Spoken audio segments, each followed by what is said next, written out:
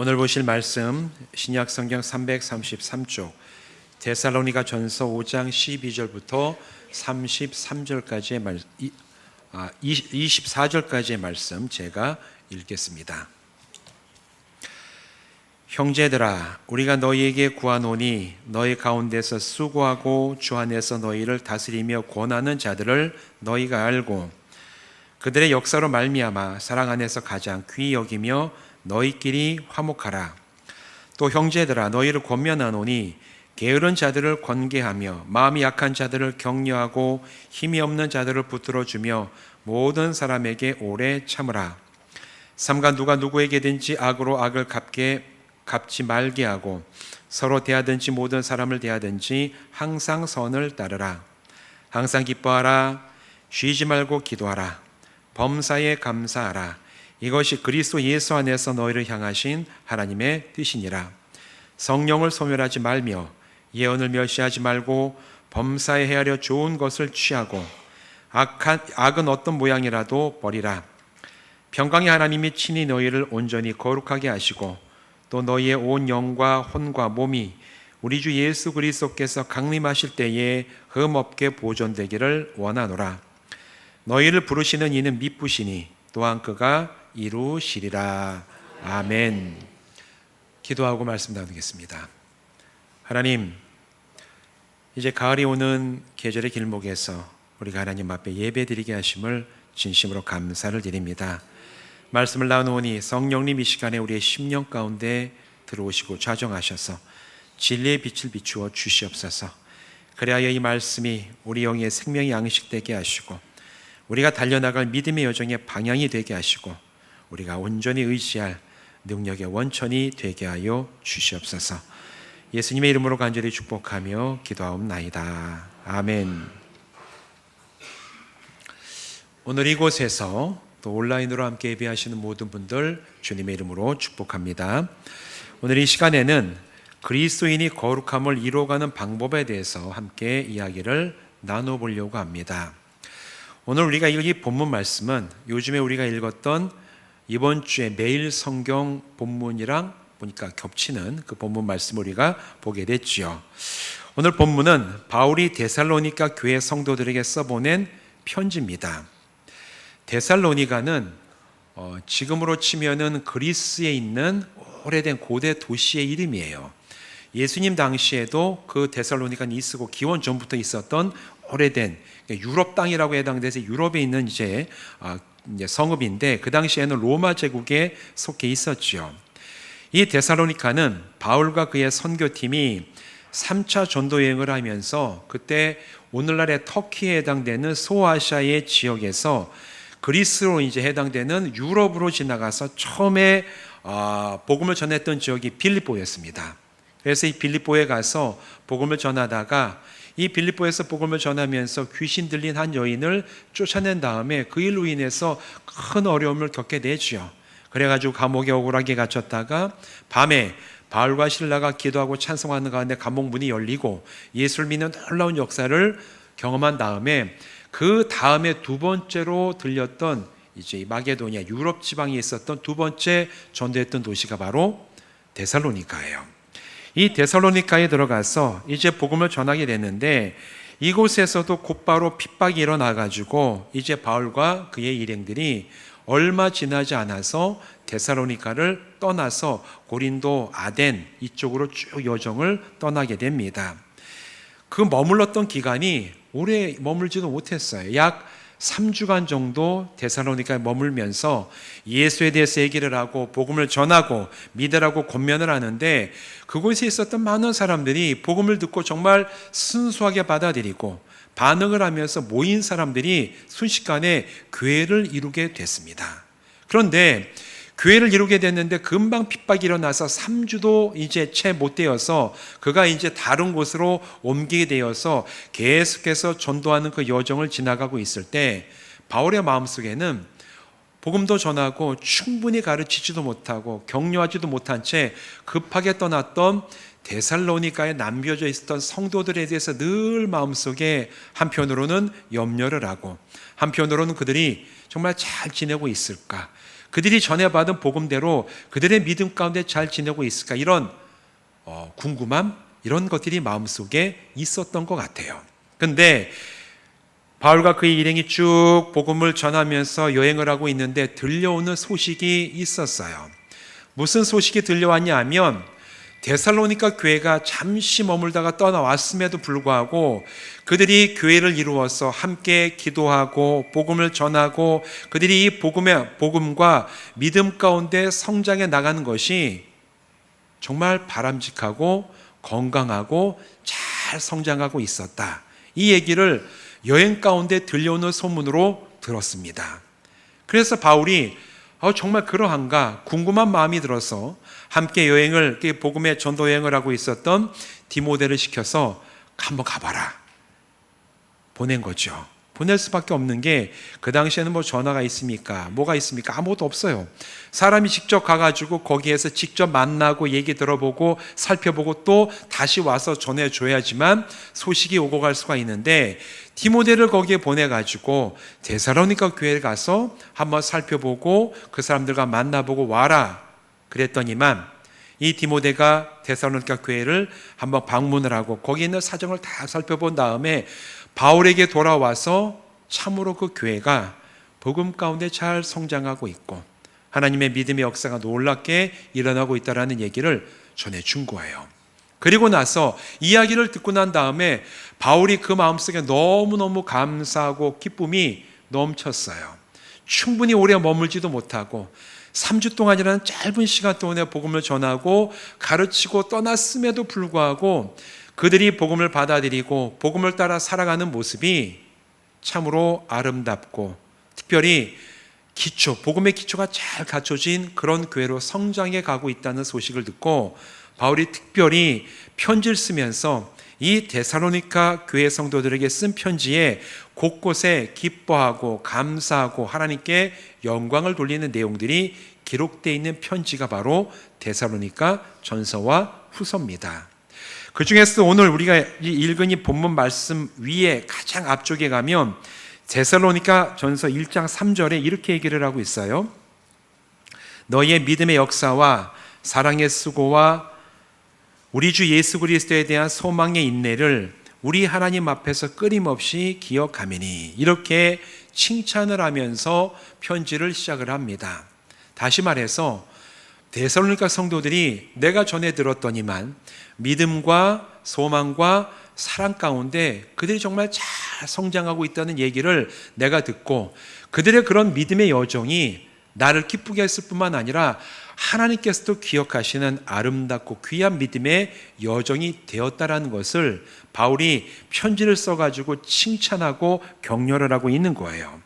이렇게 바울이 칭찬할 정도이면 이 편지를 통해서 볼 때 데살로니가 교회 성도들은 믿음과 사랑과 소망이 겸비된 아주 균형 잡힌 신앙 위에 잘 세워져 갔던 것 같습니다. 그러면서 이런 성도들에게 쓰는 이 편지의 마지막 부분이 오늘 우리가 읽은 5장 끝부분입니다. 이 편지를 마무리하면서 오늘 본문에서 바울은 중요한 영적인 명령을 몇 가지 주제를 따라서 데살로니가 교회 성도들에게 주고 있어요. 우리가 읽은 이 말씀의 12절부터 22절까지의 말씀이 몇 가지 주제에 따른 강력한 영적인 권면의 말씀이에요. 첫 번째는 12절과 13절에서 데살로니가 교회 지도자들에 대한 태도와 행동을 너희가 온전하게 하라. 그리고 이 지도자들과 함께 너희 모두가 평안을 누리라. 이렇게 얘기를 하는 권면을 하고 있죠. 14절과 15절에서는 너희가 다른 사람들에 대해서 갖춰야 될 성도들의 이 태도가 어떠한지 그런 합당한 태도를 갖추라 명령을 합니다. 16절에서 18절은 성도 자신이 내면에 갖춰야 될 내면이 무엇으로 채워져야 되는가에 대해서 또한 이야기를 하고 있고 19절에서 22절까지의 말씀을 보면 성령의 역사를 어떻게 감당해야 하는지에 대해서도 권면을 하고 있어요. 데살로니가 교회 성도들이 온전하고 바르게 영적인 성장을 이루어가고 있었지만 여기에 더해서 바울은 그들의 믿음의 여정 가운데 갖춰야 될 영적인 태도와 행동이 무엇인지를 구체적으로 하나하나 이야기하면서 칭찬과 더불어 너희가 이런 일을 행함으로 너의 믿음의 여정이 온전하도록 힘써라 얘기를 하면서 이 편지를 마무리하고 있어요. 그런데 오늘 이 권면을 하나하나 자세히 들여다보면 사실 사람의 기본적인 본성과는 반대되는 방향으로 나아가는 명령을 내리고 있음을 알 수가 있어요.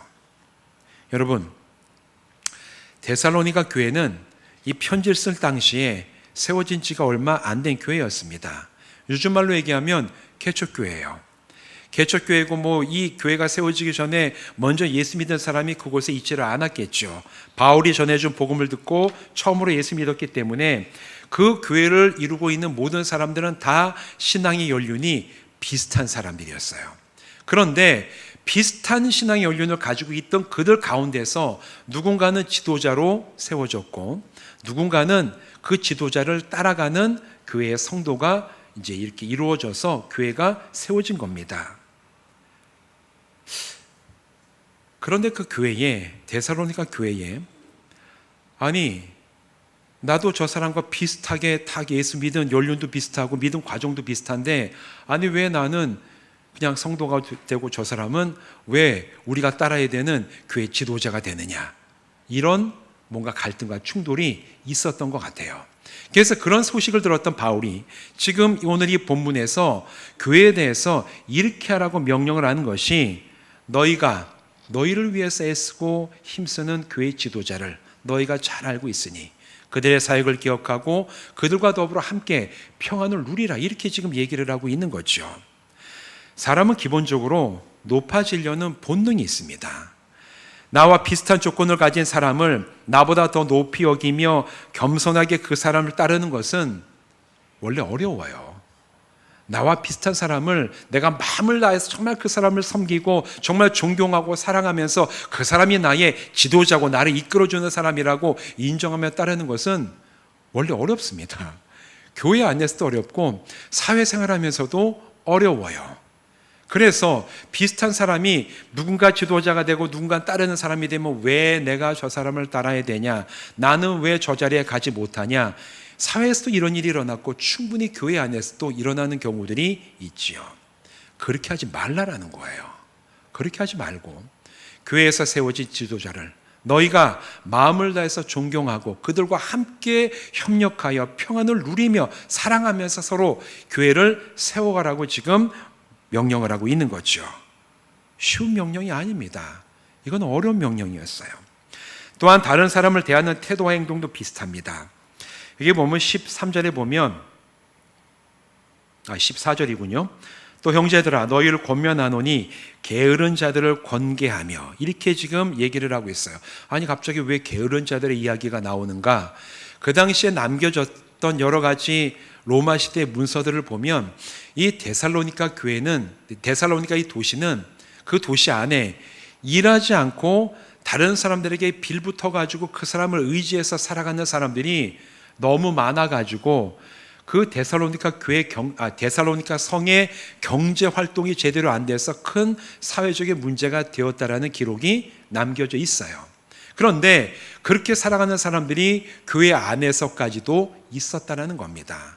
그래서 성도들에게 이 편지를 쓰면서 편지를 받는 데살로니가 교회 성도들아, 너희는 살아가는 모습을 정말 부지런하고 성실하게 너희에게 주어진 일들을 잘 행함으로 살아가는 모습을 가지고 게으르고 남들에게 빌붙어 살아가는 그들에게 진짜 바르게 살아가는 모습이 무엇인지를 삶으로 보여주고 훈계하라고 지금 얘기를 하는 거죠. 근데 여러분, 이 명령도 쉬운 명령이 아닙니다. 내가 바르게 살아가고 다른 사람들에게 인정받는 그런 삶을 살아가야지, 그래야지 그 사람이 다른 이들에게 그렇게 살아가면 안 됩니다. 이런 방향으로 살아가야 되고 이렇게 생활하시면 참 좋겠습니다. 얘기를 할 때 그 사람들이 그게 정말 그렇겠구나 라고 받아들이고 따라가고 싶은 생각이 들지, 나는 제대로 못하면서 다른 사람들에게 그렇게 살면 안 돼요, 바르게 살아가세요 라고 얘기하면 그 얘기를 듣는 사람이 보통 뭐라고 얘기를 하죠? 너나 잘하세요. 우리가 잘 알고 있는 내용이죠. 너나 잘하세요. 너나 잘하세요.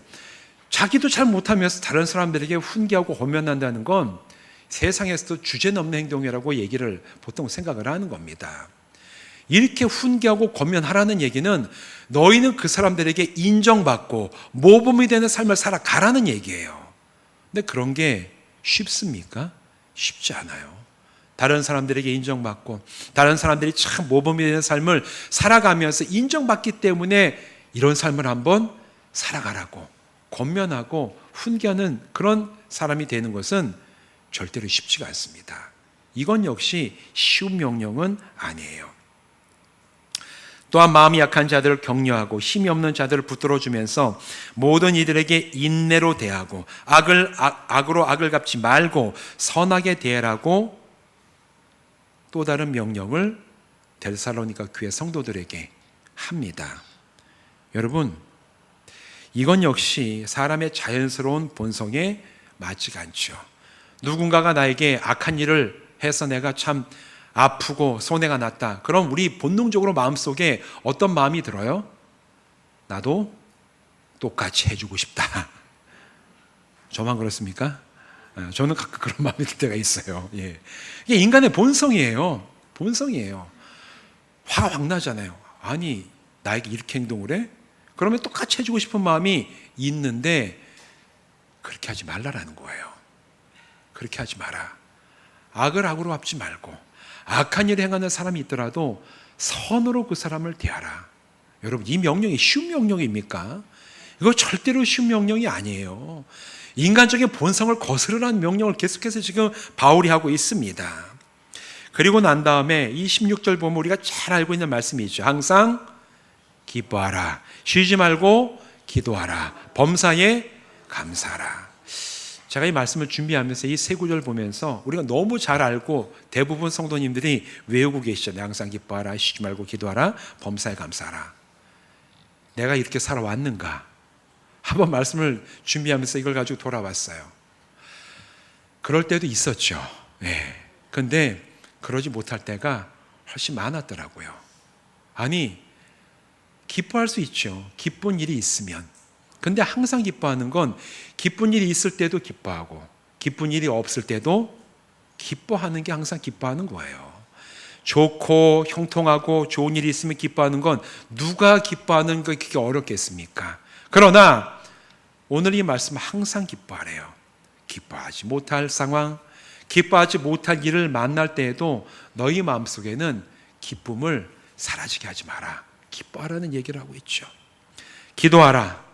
우리가 쉬지 않고 기도하는 게 쉽습니까? 물론 이게 교회에 와서 365일 교회에서 살라는 얘기가 아니라 우리가 살아가는 매 순간에 하나님이 나와 함께 하시는 늘 인식하면서 하나님을 의지하고 하나님 앞에 너희의 구할 것을 간구하면서 하나님 뜻대로 살아가려고 하는 그 마음의 방향을 잃지 말라라는 얘기인데 여러분, 이것도 쉽지 않습니다.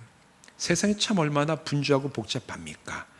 그 가운데서도 우리가 하나님을 늘 인식하고 하나님 우리를 보내시는 그 방향을 잊지 않고 살아가는 건 역시 쉬운 게 아니에요. 범사에 감사하라. 감사할 만한 일이 있으면 참 감사하기 쉽겠지만 그러나 좋은 일에도 감사하고 안 좋은 일에도 감사하고 내가 원하는 방향이 아닌 방향으로 하나님께서 나를 이끌어 가실 때에도 그것에 대해서도 감사하는 바로 그때가 범사에 감사하는 그 말씀이 우리에게 이루어지는 거 아닙니까? 이게 쉽겠습니까? 쉽지 않아요.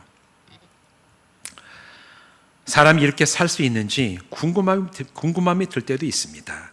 그 다음에 보면 마지막 이제 19절부터 22절까지 말씀 보면 예배와 모임 가운데 성령의 역사하심을 따르고 분별하여 좋은 것을 취하고 악한 것을 버리라. 이렇게 명령을 하고 있죠. 성령의 역사를 따르고 분별하는 것은 자연인에게 기본적으로 주어진 능력이 아니에요. 성령의 능력을 체험하고 그 능력을 분별하고 그것에서 좋은 것을 취하고 악한 것을 버릴 수 있는 능력은 사람들이 가지고 있는 능력 자체가 아니라는 얘기입니다. 우리에게 주어진 걸 아닌 걸 지금 하라는 얘기예요. 여러분이 바울의 명령을 하나하나 살피고 자기 스스로를 이 명령에 비추어서 한번 살펴보십시오. 과연 나는 이렇게 살아왔는가? 나는 앞으로 이렇게 살아갈 수 있을까? 한번 스스로에게 질문을 한번 해보십시오. 이게 가능하겠습니까? 바울이 이것을 명령하는 이유는 구원하심으로 하나님께서 부르신 성도들은 거룩하게 살아가야 될 의무와 권리가 있기 때문에 그래요. 여러분, 제가 자주 반복해서 말씀드리지만 우리는 거룩함으로 부름을 받았습니다. 거룩함이 무엇입니까? 교회 와서 열심히 찬양하고 예배드리는 건 물론 그 거룩함이에요. 그러나 성경에서 말하는 거룩함의 가장 근본적인 의미는 구별되는 겁니다. 이 세상과 구별되는 삶, 이 세상 사람들과 구별되는 인생을 살아가는 것이 그게 하나님 앞에서의 거룩함이에요. 하나님의 뜻과 반대되는 방향으로 이 세상이 흘러간다면 그 세상의 흐름을 거슬러서 살아가는 것이 구별되는 것이고 거룩한 삶의 방향이라는 겁니다. 많은 사람들이 다 이게 좋다 하고 이렇게 하는 것이 당연하고 다 괜찮다라고 얘기하는 것이 있어도 그렇게 생각하고 일하는 방식이 하나님이 원하시는 모습과 일치하지 않다면 기꺼이 그 모습과 방향을 거부하고 벗어나서 하나님이 원하시는 방향을 향해서 돌이키는 것이 거룩함이에요. 당연히 거룩하게 살기 위해서는 포기해야 될 것도 있고 내려놓아야 될 것도 분명하게 있습니다. 포기해야 될 것이 있고 내려놔야 될 것이 있어요. 세상의 모든 것을 다 따라가면서 동시에 거룩해질 수 없어요. 둘 중에 하나를 선택해야 됩니다. 그리고 나머지는 내려놔야만 돼요. 그래야지 우리는 거룩함이 요구하는 구별됨을 우리의 삶과 영혼이 취할 수가 있고 우리의 삶이 이 세상의 흐름과는 다른 방향으로 나갈 수 있는 근본적인 능력이 내가 하나님이 원하시는 것을 선택하고 그것에 맞지 않는 것은 내려놓을 때 비로소 가능합니다. 그럴 때 우리가 거룩함으로 나갈 수가 있어요. 바울의 영적인 권면들 모두 성도들이 따라야 될 거룩함의 방향을 분명히 가르치고 있어요. 쉽지 않습니다. 사람의 본성적으로 그냥 자연스럽게 할 수 있는 게 아니라 나에게 악한 사람, 악을 행하는 사람이 있을 때 그걸 악으로 갚지 말고 선으로 행하고 인내하고 모든 사람을 다 선하게 대하고 내가 정말 다른 사람들 앞에서 삶의 그리스도인으로서의 모범이 될 수 있는 삶을 살아가고 항상 기뻐하고 쉬지 말고 기도하고 범사에 감사하고 이것 명령 하나가 세상이 흘러가는 방향과 반대 방향으로 가라는 얘기 아닙니까? 이렇게 가는 게 너무너무 쉽지만 화낼 때 화나고 불평할 때 불평하고 좋은 일이 있을 때만 기뻐하는 것, 나에게 악하게 이해하는 사람에게 똑같이 갚아주고 싶어하는 것, 이건 당연해요. 쉬워요. 그냥 하면 돼요. 하지만 오늘 바울이 얘기하고 있는 이 하나하나의 명령은 나의 본성을 거슬러요. 세상이 흘러가는 것을 거꾸로 가라고 얘기를 해요. 다시 말해 너희는 거룩해져라. 하나님 앞에서 반대 방향으로 얘기를 하고 있어요. 쉽지 않습니다. 아니, 사람들이 이것을 다 지킬 수 있을지도 의문이에요. 다른 사람들은 차치하고 나에게 이 명령들을 적용할 때 나는 과연 잘 지켜서 하나님 앞에서 영적인 성장과 거룩함을 이루어갈 수 있을까? 스스로를 돌아보면 참 장담하기가 힘듭니다. 장담은커녕 10중 8구는 실패할 가능성이 훨씬 많습니다. 저 역시 그렇고 여러분 대부분도 저와 마찬가지일 겁니다. 당연하죠. 이유가 있습니다.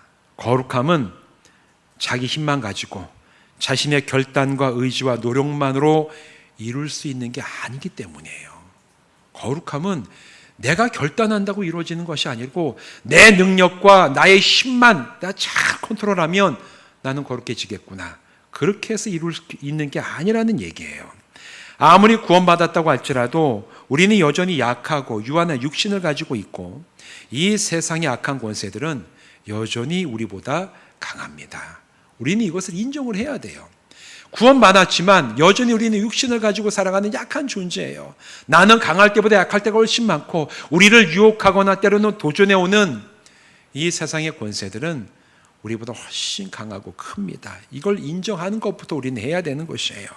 그렇다면 오늘 이 본문 말씀에 명령하고 있는 바울의 영적 권면과 명령들은 애당초 이룰 수 없는 것들을 이상적으로 내려놓은 그냥 명단에 불과한가? 그렇지 않습니다. 바울이 이것을 얘기하는 이유는 성취되어 누릴 수 있기 때문에 명령을 하는 것이에요. 다만 그 방법이 달라요. 하나님의 방법과 사람의 방법이 다르다라는 얘기예요. 그 방법이 무엇이냐? 오늘의 근이 말씀의 23절과 24절이 그 방법에 대해서 얘기를 하고 있는데, 우리 23절 4절 크게 한번 같이 읽어보겠습니다. 시작. 평강의 하나님이 친히 너희를 온전하게 거룩하게 하시고 또 너희의 온 영과 혼과 몸이 우리 주 예수 그리스도께서 강림하실 때에 흠없게 보존되기를 원하노라. 너희를 부르시는 이는 미쁘시니 그가 또한 이루시리라. 아멘. 하나님께서 친히 성도들을 온전하고 거룩하게 하신다고 오늘 이 말씀을 선포하고 있어요. 또한 하나님께서 주님이 다시 오시는 그 재림의 날까지 성도들을 흠없게 보존하시겠다라고 얘기를 합니다. 원래 죄인이었던 우리를 구원으로 부르시고 자녀 삼아 주신 하나님은 신실하시기 때문에 오늘 마지막 24절에서 미쁘시니, 이 말씀은 신실하시니라는 의미예요. 우리를 부르신 하나님께서는 신실하시기 때문에 구원받은 자들이 거룩해지도록 친히 하나님께서 이루어 가실 것임을 분명하게 바울은 성도들에게 선포를 하고 있어요. 그렇습니다. 거룩함은 나 홀로 싸워서 성취되는 나의 목표가 아니에요. 나를 구원하시고 자녀로 부르신 하나님께서 나를 통하여 이루어 가시는 하나님의 목표입니다. 궁극적으로 하나님의 목표예요. 물론 나의 목표도 되겠지만 근본적으로 하나님이 나를 부르시고 하나님이 나의 이 거룩함을 이루어 가시길 원하시는 게 하나님의 목표이자 하나님의 목적이라는 거예요. 우리가 할 일은 하나님께서 이루어 가신 이 거룩함에 반응하고 참여하는 것입니다.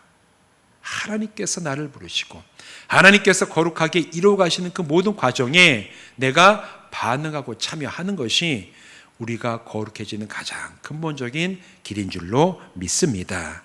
이것을 위해서 우리에게 필요한 것이 있어요. 두 가지가 필요한데, 하나님을 의지하는 것과 하나님의 뜻에 순종하는 것입니다.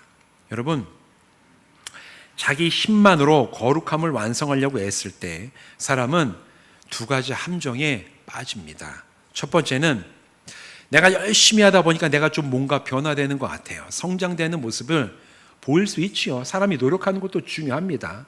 그런데 하나님을 의지하지 않고 하나님의 뜻에 헤아리지도 않고 그냥 내가 열심히 나의 노력만 의지 가지고 하다 보면 뭔가 좀 변화가 돼요. 그러면 그때 사람은 쉽게 교만해지기 쉬워요. 아, 내가 하니까 뭔가 변화가 되는구나. 야, 내가 애를 쓰다 보니까 참 내가 기도에 이 시간이 늘어나는구나. 내가 열심히 하다 보니까 성경을 일도 기도 많이 읽게 되는구나. 그러다가 다른 사람을 보니까 저 사람은 성경도 안 읽고 기도도 안 하는 것 같아. 봉사도 안. 에이, 저래가지고 신앙생활 제대로 하는 게 아닌데. 여러분, 이걸 뭐라고 얘기합니까? 교만함이라고 얘기를 해요. 교만함이에요. 내가 열심히 뭘 해서 내가 뭔가 이루어지는 것 같으면 내 의지 갖고 이런 걸 보고 다른 사람 보면 못하면 쟤는 노력을 안 해서 지금 신앙의 성장을 이루지 못하는 거예요. 노력을 해야지. 여러분, 이거는 전형적인 교만함이에요. 자기의 힘을 가지고 거룩함을 이루려고 하는 사람은 교만함에 빠질 수가 있습니다. 그 반대도 있어요. 자기만 바라보다가 보면 우리의 모습은 성공할 때보다 실패할 때가 훨씬 많습니다. 유혹에 넘어질 때도 있고 지혜롭지 못할 때도 있고 그 세상의 유혹에 흔들 때도 있어요. 그런 모습 보면 깊은 절망에 빠질 때도 있습니다. 나를 의지하고 나만 바라보면 내가 거룩해질 수 있을까? 낙심이 되고 절망이 되고 그냥 축 처져 있는 채로 신앙의 길을 갈 때가 참 많이 있죠. 그거는 자기 자신만 바라보기 때문에 그래요. 나만 바라보면 고만해지기 쉽던가, 나만 바라보면 절망하고 낙심하기 쉬워요. 그런 눈을 들어서 이 시선의 방향을 바꾸라는 얘기예요. 누구를 바라보라? 하나님을 바라보라는 얘기입니다. 하나님께서 우리가 거룩해지기를 원하시고 그 거룩해짐은 근본적으로 하나님께서 원하시는 목표라는 것을 내가 알고 그 목적을 위해서 우리를 거룩하도록 이끌어 가시는 하나님이 계시다는 것을 내가 나를 바라보지 않고 내가 되어지는 걸 보면 우쭐하지 아니하고 하나님, 제가 오늘 하나님 앞에서 부르심에 응답해서 거룩함의 자리에 조금 더 성숙하기를 원합니다. 하나님께서 가라고 하신 이 방향에 한 발 더 나아가기를 원합니다. 나는 너무너무 약하고 지혜도 부족하고 결단도 흔들릴 때가 많지만 그런 나를, 약한 나를 하나님 아시죠. 내가 약할 때 하나님의 강함으로 나에게 부어주시고 하나님 인도하심으로 나를 이끌어 주셔서 주여 제가 온전하게 거룩함의 길에 서게 하여 주시옵소서. 하나님 앞에 기도하고 간구하는 성도들 되시기를 주님의 이름으로 축원드립니다. 우리는 약해요. 약한 걸 하나님께서 더 잘하십니다. 그러나 그것이 은혜인 이유는 우리가 약할 때 우리를 부르시고 우리를 거룩하게 하시는 분이 전능하시고 위대하신 하나님이시라는 사실입니다. 하나님이 우리를 부르시고 우리를 친히 거룩하게 하십니다. 간구하세요. 여러분 기도하시기 바랍니다. 하나님께서 그 기도에 반드시 응답하시고 여러분의 약함을 하나님의 강하심과 지혜와 능력으로 채우실 줄로 믿습니다. 이럴 때 우리는 하나님의 뜻과 인도하심에 순종해야 돼요. 하나님을 의지하고 그 다음은 순종해야 됩니다. 거룩함의 길을 가는 것은 내가 원하는 길을 가는 게 아니에요. 하나님께서 나를 거룩하게 하시는 방향은 때로는 내가 가고 싶어하는 그 길이 아닐 수도 있습니다. 내가 세웠던 계획과 반대되는 계획으로 이끄실 때도 있어요. 내가 정말 이쪽으로 가면 나에게 큰 이익이 될 것 같은데 하나님께서 이끌어 가시는 것은 오히려 나에게 이익이 안 되거나 손해가 되는 길로 이끄실 수도 있어요. 그럼에도 불구하고 하나님께서 이끌어가는 길이 확실하다면 우리는 순종함으로 그 길을 가야 될 줄로 믿습니다. 항상 기뻐하고 쉬지 말고 기도하고 범사에 감사하는 거 바로 이때 우리가 드려야 될 영적인 태도라는 거예요. 하나님 왜 나는 싫어요? 나는 이쪽 가고 싶고 이래야지 제가 이익이 있는데 이래야지 제가 하고 싶은 걸 다 하는데 이게 아니라 때로는 그런 가는 길이 굽어지고 나에게 이익보다 손해가 때로는 일어나고 내가 하고 싶은 것보다는 원치 않는 그런 방향으로 내가 나가게 될지라도 그것이 하나님이 나에게 원하는 길이시고 그 길이 거룩함으로 내가 한 발 더 나가는 길이라면 주여 제가 순종함으로 주님 앞에 서겠나이다. 우리가 그 순종을 가지고 하나님 앞에 엎드릴 때 바로 그때 우리에게 진정한 거룩함이 이루어질 줄로 믿습니다. 사랑하는 성도 여러분, 바로 그때에 하나님이 이루어 가시는 거룩한 믿음의 여정이 여러분의 삶 속에 현실이 돼요. 현실이 됩니다. 오늘 이 말씀은 이룰 수 있는 명령을 우리에게 주는 거예요. 나의 본능을 가지고는 이룰 수 없지만 그러나 저는 약합니다. 하나님, 제가 하나님을 의지하오니 약한 나에게 하나님의 은혜와 능력과 지혜를 부으셔서 주님, 제가 저의 본성과 본능을 따라가는 것이 아니라 하나님의 말씀과 인도하심을 따라 그 길에 순종하게 하여 주셔서 주님, 제가 거룩함으로 하나님 앞에서는 온전한 믿음의 성도가 되게 하여 주시옵소서. 이번 한 주도 이 기도를 가지고 하나님 앞에 부름받음에 따라 나가는 모든 새로운 교회 성도들로 온전하게 살아가는 한 주간의 삶이 되시기를 주님의 이름으로 축원드립니다. 기도하시겠습니다. 하나님, 오늘도 우리에게 거룩함의 자리로 나오라고 부르시고 명령하시는 그 주님의 말씀을 살펴봤습니다. 그러나 우리는 원래 거룩하지 못하고 우리의 삶은 내 능력 가지고는 완전하게 거룩할 수가 없습니다. 하지만 하나님, 우리 약함을 아시고 우리가 약할 때 하나님을 의지하며 그 하나님이 주시는 은혜와 능력과 사랑을 가지고 우리가 늘 하나님의 말씀에 순종함으로 거룩함의 자리에 온전하게 세워지는 저희들 되게 하여 주시옵시고 하나님, 이번 한 주 살아가며 우리가 거룩함을 이루어 살아갈 때 우리를 통하여 하나님의 놀라우신 역사가 이루어지는 은혜도 맛보게 하여 주시옵소서. 예수님의 이름으로 간절히 축복하며 기도하옵나이다. 아멘.